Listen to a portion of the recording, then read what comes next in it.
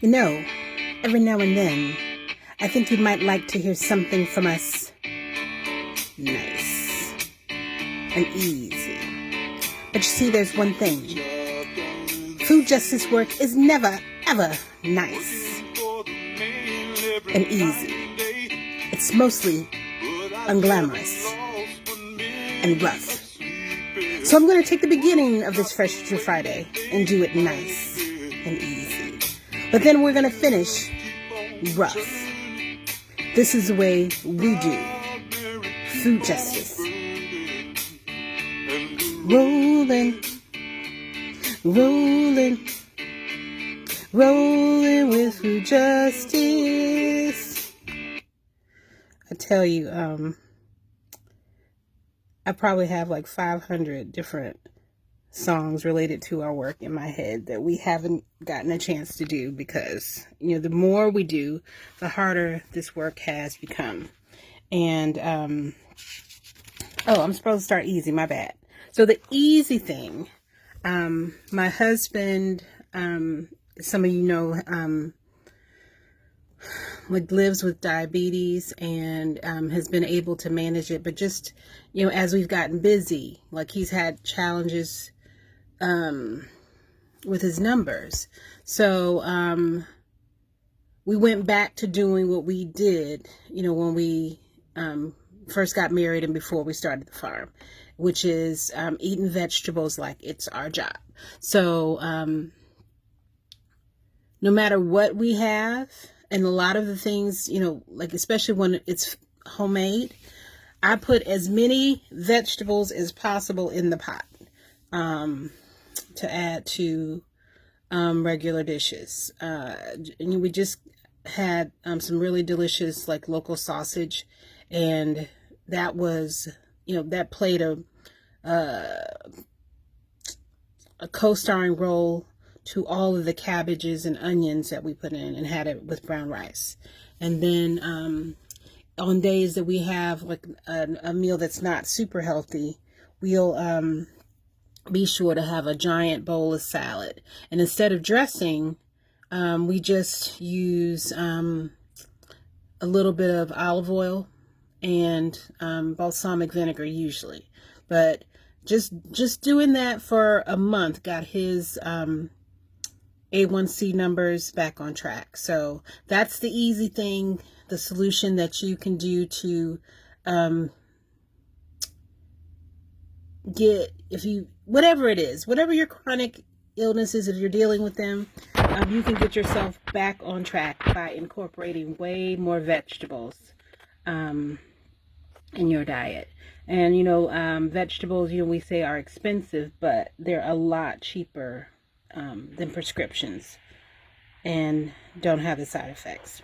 So that's the easy part. Now, I'm going to finish rough and talk about, you know, just, like what it is that we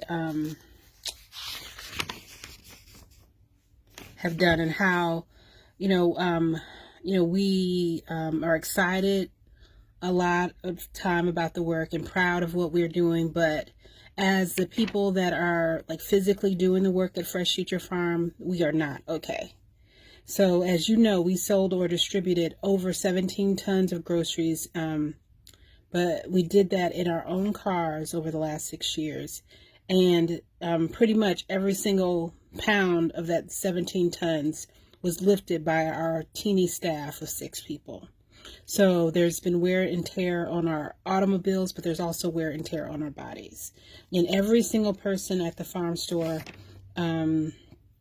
is unfortunately like dealing with some kind of health issue that they didn't have, or it was not as intense as before they started working for us. And on top of that, you know, we're working class folks, so we wanted to create, or I wanted to create and hire people who also felt the same way about creating the systems that we needed, you know, as we struggled. So because, you know, we are paid livable wages, you know, a lot of the times, you know, we end up helping those folks in our families who don't have access to livable wages or are living on fixed incomes. And according to like an MIT, I'm flipping through my notes, sorry. According to an MIT living wage calculator, the living wage for South Carolina is $46,568 a year for a two-family household with one child. So that $46,568 number translates to $3,881 a month. If you look at the data on our website, the folks that live in Chicora, Cherokee make $22,742 or $1,895 a month. And, just thinking about our staff, if the average rent that our staff pay is $1,200 a month, that's $14,400 a year. And quality childcare for one kid at $200 a week ends up around $9,600 a year. So housing and childcare alone costs $25,000. So, we're paying close to living wages, but me as like a Black woman running this organization, you've already heard from me before that, funders, especially around like in the South, they're just more comfortable, giving big dollars to people who look like them. So it's super hard for us to like raise the money to pay livable wages. And I'm working towards living wages and housing and childcare cooperatives, because that's the only way I think for us to take some of the stress off of us as the employees doing this work for people. But, that's the physical and economic toll, but there's also an emotional toll to this work. And we are worn out, and especially like, as I've told you, like if you pay your rent late, it can impact your credit. So we just wrapped up like using like the money that we gotten donated from y'all. Thank you so much. Towards like helping with rents and utilities since COVID-19 started. And I literally just wrote the last check last Monday. And I got a call from someone, who was a landlord at a place, questioning like how we determine who, got what help. And what that person told me is the person, the individual that we paid a portion of their rent for didn't need that help. And it just makes me question, like this whole charity versus mutual aid and how we do solidarity work. How is living paycheck to paycheck mean that you don't need support? Because things go wrong a lot. So as an example, I got $2,000. You thought I was going to put it in my savings account, and probably the week later my laptop broke. And we do a lot of work on our laptop, so that money went to replacing those things. And there's just things that just happen that are out of your control. Like a tree was about to knock over, a tree branch in our backyard was about to knock over a neighbor's, it was going to tear up their garage if we didn't get it removed. So that's another like $600 that we didn't expect to spend in a month that, went out of the door. So, so we do this work because it's necessary. We love what we do, but it is hella hard. And I want to shout out all the folks. Oh, let me just go back though to this conversation that I had with a landlord about somebody not, needing service. Okay, so you as a landlord who has disposable income because you are renting out properties and people are paying you, think that somebody that's living paycheck to paycheck doesn't need any help. That's wild. And it also reminded me of how, like when I used to work for the food bank and talk about how beneficial, folks receiving food was. There were a few times where people came up to me at the end of my speech, angry, because they saw somebody receive what the equivalent of $30 worth of free groceries, but they were driving a nice truck. Nice, not ice truck. Nice.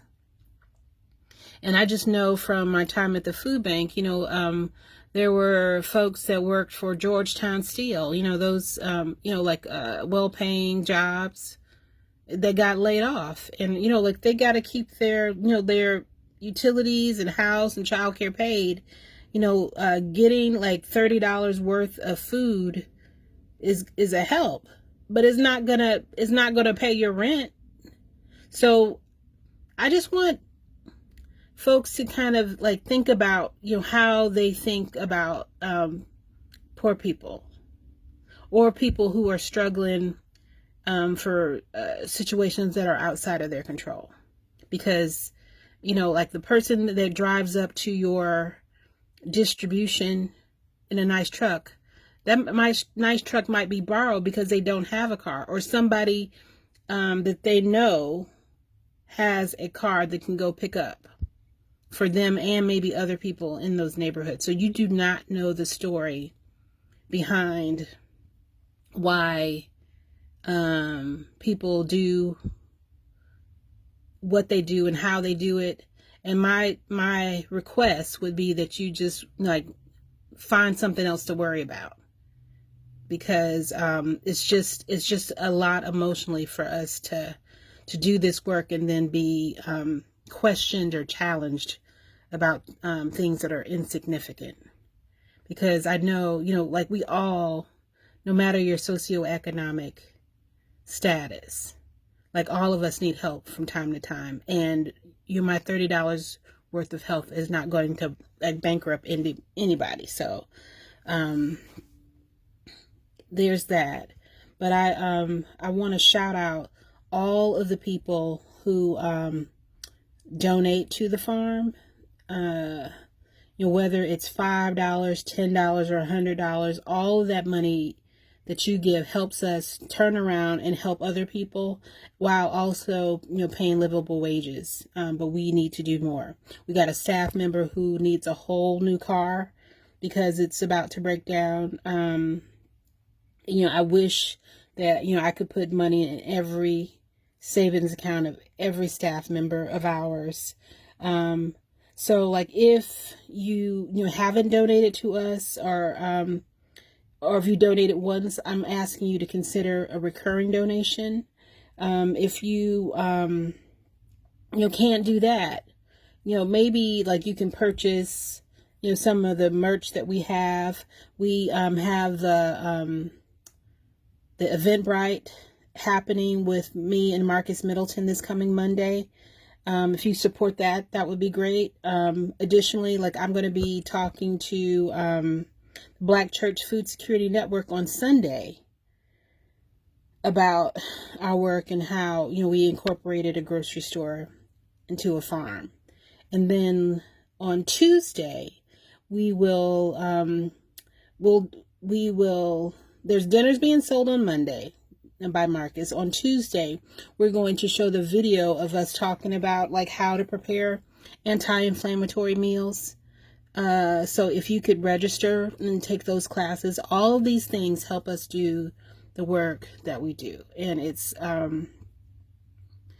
a challenge, but it is very important that community members take leadership roles in their own food, because then you don't get these questions about like why, like how somebody doesn't need help. Because we, as people who like experience, like oppression and these injustices, know that all these stories are super complicated. So I am super thankful for all of those folks who support us on a regular basis in a lot of different ways. We are so thankful, and we could not do this work without your help. But I ask you to kind of spread the word and get folks in your circle thinking about like the harm that they cause intentionally or unintentionally by just saying some crazy stuff. So thank you. Happy Friday.